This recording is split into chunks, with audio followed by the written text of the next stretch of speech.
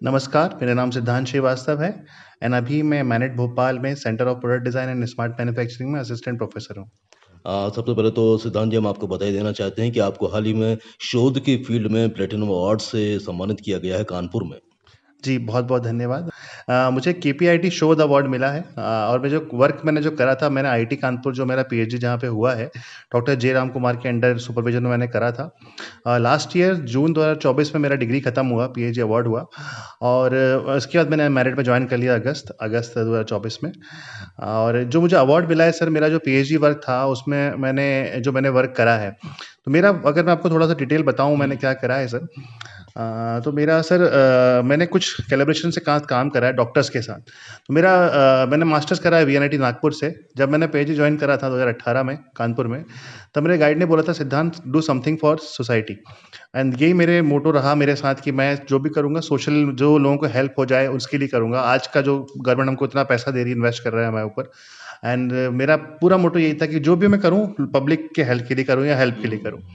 जो आजकल बहुत कम लोग देखने को मिलता है, कई लोग पीएचडी करते हैं लेकिन there is no reality in the ground, but ये मेरा पहला मोटो था। तो मैंने सबसे ट्राई, गाइड ने भी मेरे बहुत गाइड सपोर्ट करा। तो हम लोग कुछ लाइक बड़े-बड़े हॉस्पिटल्स थे, जैसे यूपी में केजीएमसी लखनऊ, एसजीपीजीआई लखनऊ, संजीवनी हॉस्पिटल लखनऊ, कानपुर। तो ये जो कुछ हॉस्पिटल्स हैं, वहाँ पे हम लोगों ने टाइप के साथ काम करा। तो मैं, डॉक्टर्स जो रहते थे एंड मेरे गाइड, तीनों सुपरविजन में काम करते थे।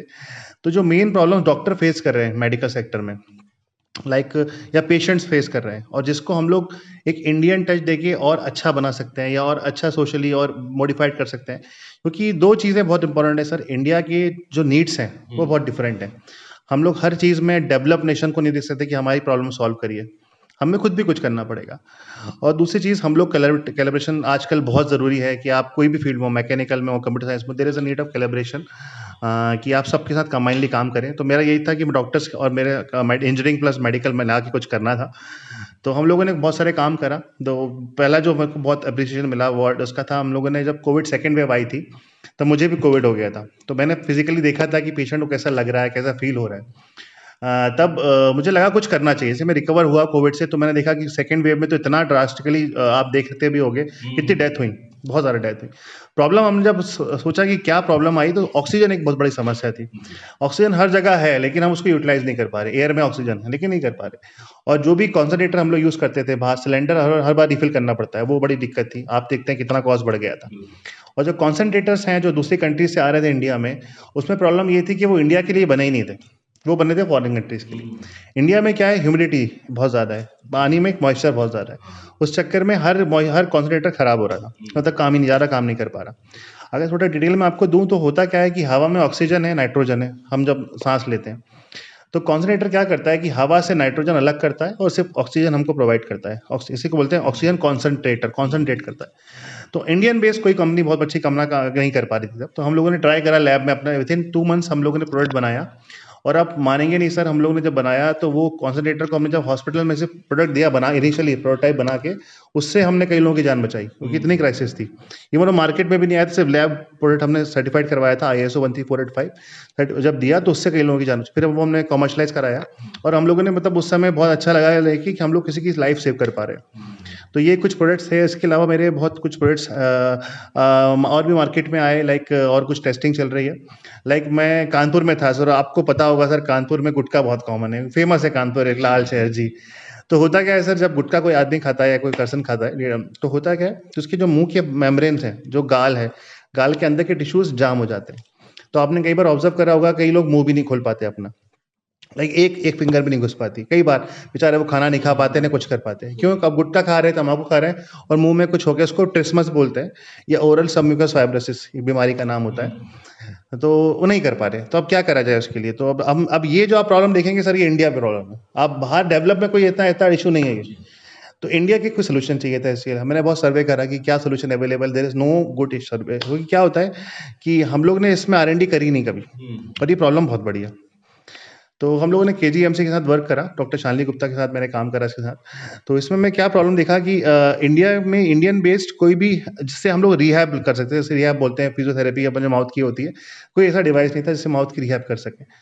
तो हम लोगों ने कुछ ट्राई करा कि माउथ का जो एर्गोनॉमिक्स है, तो आप अगर देखेंगे ये 2 अगर मैं जबड़ा अपना खोलूँ तो नीचे वाला मैक्सिलरी ऊपर मैंडिबल जो जॉइंट होता है हम खोलते हैं, तो यहाँ पे गाल के पास एक जॉइंट होता है, इसको बोलते हैं TMJ joint, temporal mandibular joint. तो हम जब भी मुँह ओपन करते हैं सिर्फ नीचे वाला जॉ ओपन होता है ना? हाँ, ऐसे ओपन करेंगे तो ऐसा कोई डिवाइस बने जो एर्गोनॉमिकली या पूरे बहुत अच्छा फिट हो जाए माउथ के अंदर और पेशेंट खुद ही यूज़ कर सके। तो ऐसा डिवाइस हमने बनाया था और अच्छी बात क्या थी कि जो पेशेंट है अगर आप देखेंगे तो वो एक नॉट एजुकेटेड बैकग्राउंड या थोड़ा पॉवर्टी लाइन के आसपास है, क्योंकि कम लोग गुटखा खाते हैं, वैसे ही लोग आते हैं ज़्यादा। तो हम लोग बहुत ज़्यादा टेक्नोलॉजी यूज़ नहीं कर सकते इसमें, क्योंकि प्रॉब्लम को सॉल्व करने के लिए भी उनको बहुत ईजीनेस चाहिए। तो हम लोगों ने बहुत चीज़ें ट्राई करी, तो हमने एक छोटा डिवाइस बनाया था, उसको हम लोग नट बोल्ट से ऑपरेट करते थे। नट बोल्ट बहुत ईज़िली ऑपरेशन था, उसको माउथ में ईज़िली इंसर्ट करते थे और वो पूरा माउथ का शेप लेता था। और जितना पेशेंट को अगर ओपन करना है, वो थोड़ा-सा नट बोल्ट घुमाएगा और वो प्लेट्स ओपन होती जाएँगी। तो प्लेट्स के माध्यम से जो ऊपर और जबड़ा का जो पूरा जबड़े का फॉर्म था उसके अंदर, वो ओपन होता था। तो इवन 1 एमएम जो आप ओपनिंग उनको बहुत मुश्किल, क्योंकि उनको इतना पेन होता था, तो उसके लिए हम लोगों ने बनाया रिहैब करने के लिए और बहुत अच्छा उसका रिज़ल्ट हमको आया। तो ये जो नवाचार आपने किए इसके बिना पे आपको ये शोध पुरस्कार मिला है। जी। कितना अच्छा लग रहा है आपको और सिद्धांत बताएँ कि इस फ़ील्ड को आगे बढ़ाने के लिए मतलब हेल्थ केयर इनोवेशन की फ़ील्ड में आप और क्या करना चाहते हैं? सर, अच्छा तो मुझे बहुत लग रहा है, क्योंकि किसी ने अभी लास्ट 6-7 साल की मेहनत है, 5 साल की, और किसी ने एप्रिशिएट करा और बहुत अच्छा लगा देख के कि अवार्ड मिला all over India. Even world से भी कई लोग आए थे, साउथ कोरिया से, नॉर्थ आज कई लोग आए थे, कई लोग यूएस से भी आए थे। तो उनमें कोई जीता एंड अच्छा लगा एंड अपने भोपाल का भी नाम अच्छा हुआ। और मैं चाहता हूँ कि सर आज के जो हम फील्ड में हमको देखना चाहिए कि हम लोग लोगों के लिए क्या कर सकते हैं, क्योंकि लोग हमको देख रहे हैं as a engineer, as a scientist, as सब कुछ, कि आप हमारे लिए क्या दे सकते हैं। हम लोग हर बात पे बाहर को नहीं देख सकते, बाहर कंट्रीज़ को, हमें खुद ही कुछ छोड़ना पड़ेगा, क्योंकि हमारी प्रॉब्लम से हम अच्छे समझते हैं और ये जितना समझेंगे उतना अच्छा काम कर पाएँगे। तो मेरा एक ये था कि इसको हेल्थ केयर आज बहुत बड़ा ट्रेंड है और आजकल आप अगर इंडिया में देखेंगे बायोमेडिकल डिवाइस की इकोनॉमी मोर देन 50 उसमें जाने बिलियंस में जाने वाली, बिलियंस बोल रहा हूँ, बहुत ज़्यादा, आप सोचो कि बहुत बड़ी इकोनॉमी है। और खराब बात क्या है कि हम लोग 80% प्रोडक्ट्स आज भी इंपोर्ट करते हैं दूसरी कंट्री से, हम लोग खुद नहीं बना रहे।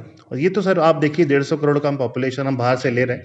तो अगर हम लोग सब लोग साथ में काम करें, medical, engineering and even MBA भी अगर हम मार्केटिंग और अच्छे से कर सकें, तो हम लोग अगर सब लोग साथ में करें, तो not even IITs, NITs, even MBA सब लोग अगर साथ में आके काम करें, तो हम लोग बहुत कुछ आगे कर सकते हैं। अभी हम लोग क्या कर रहे हैं, हम सेगमेंट हो चुके हैं। एंड आईआईटी वाला, एनआईटी वाला इंजीनियरिंग में घुसता है, वो आगे कुछ नहीं कर पाता। मेडिकल वाला सिर्फ अपने और डॉक्टर्स में पढ़ता है।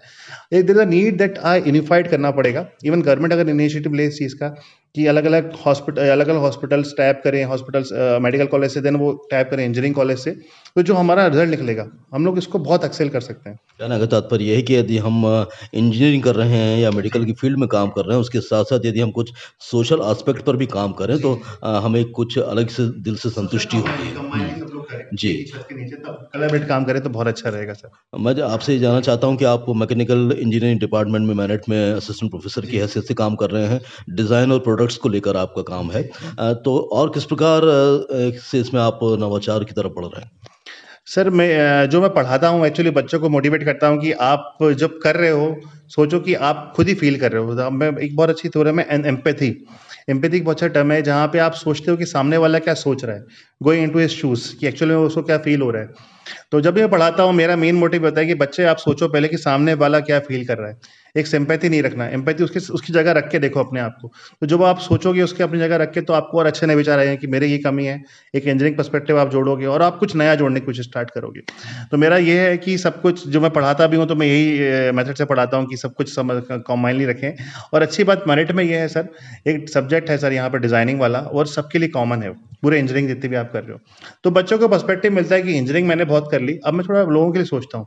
एक ह्यूमन फैक्टर अगर मैं इंजीनियरिंग में जोड़ दूँगा, उसको बोलते हैं डिज़ाइन, ह्यूमनाइज़्ड डिज़ाइन, तो वो आजकल बहुत ज़रूरी है, बहुत इम्पोर्टेंट है एंड मैनेट अच्छा काम भी कर रहा है इसके ऊपर। तो सर सबका प्रोत्साहन रहा तो बिल्कुल हम लोग और आगे अच्छा काम करेंगे सर। और भारत सरकार भी इस दिशा में प्रयास कर रही है कि स्टार्टअप्स को बढ़ावा देने के लिए नए-नए शोध कार्य पर भी फ़ोकस किया जाए। तो आप क्या कहना चाहते हैं? आप जैसे और भी युवाओं से या फिर जो आपके साथ जो स्टूडेंट्स हैं, जो आपको फ़ॉलो कर रहे हैं, क्या निवेदन है आपका? सर मैं एक बात आपको बताना चाहूँगा सर, ड्यूरिंग माय पीएचडी मैंने गवर्नमेंट ने मुझे बहुत सपोर्ट करा। इवन आप कॉन्सन्ट्रेटर आप बोलेंगे तो मुझे एमएसएमई का ग्रांट 15 लाख रुपीज़ गवर्नमेंट ने दिया था, 15 लाख रुपए गवर्नमेंट ने दिए। उसके बाद मैंने जब दूसरे प्रोजेक्ट्स के लिए अप्लाई करा, बायरेक संस्था है गवर्नमेंट की, जब वो काम करती है, बायरेक का एक बहुत अच्छा ग्रांट है, बिग बायो इग्निशन ग्रांट, वो 50 लाख रुपए फंडिंग देता है। तो मुझे वो भी ग्रांट मिला, मैंने प्रोडक्ट बनाया, तो वो भी उसकी टेस्टिंग चल रही है सर, काम तो में। तो गवर्नमेंट सर, आप खुद सोचिए, मैं एज ए स्टूडेंट अगर मैं अप्लाई कर रहा हूँ और मुझे गवर्नमेंट इतना भरोसा दे रही है कि भाई तू कर, मैं तेरे साथ खड़ा हूँ, तो गवर्नमेंट का बहुत सपोर्ट रहा है सर। और गवर्नमेंट अगर साथ दे रही है, तो आपको बस अब थोड़ा सा अगर आप मोटिवेशन अपने अंदर लाएंगे कि गवर्नमेंट मुझे पैसा दे रही है, गवर्नमेंट की फंडिंग लाइक स्ट्रीट फंडिंग एक बहुत अच्छी फंडिंग है। कोई भी स्टूडेंट इंडिया से इंजीनियरिंग कर रहा हो, कोई भी डिग्री कर रहा हो, कोई आइडिया उसके पास हो, तो आप गवर्नमेंट में जाके प्रेजेंट करिए, आपको पैसा मिलेगा। आप सोचिए कितना, और प्लेटफॉर्म आपको बहुत बड़ा मिल रहा है। आप स्टेट नेशनल लेवल पे आप क्लियर कर रहे हैं, तो गवर्नमेंट एक सपोर्ट कर रही है। स्टार्टअप इंडिया इनिशिएटिव बहुत अच्छा इनिशिएटिव है, मेक इन इंडिया इनिशिएटिव बहुत अच्छा इनिशिएटिव है। और सिर्फ ये नाम के लिए नहीं है सर, रियलिटी भी बहुत कुछ हो रही है। आप देख रहे हैं आजकल, मेरे भी कई लोग फ्रेंड्स के स्टार्टअप्स हैं, मेरा भी एक स्टार्टअप है कानपुर में, IIT ऐसी IIT कानपुर में इंक्यूबेटेड है। तो गवर्नमेंट ने बहुत सपोर्ट करा। अगर आपके पास कोई अच्छा आइडिया है, गवर्नमेंट आपको पैसा देने को रेडी है, तो आपके लिए इतनी एडवांटेज है।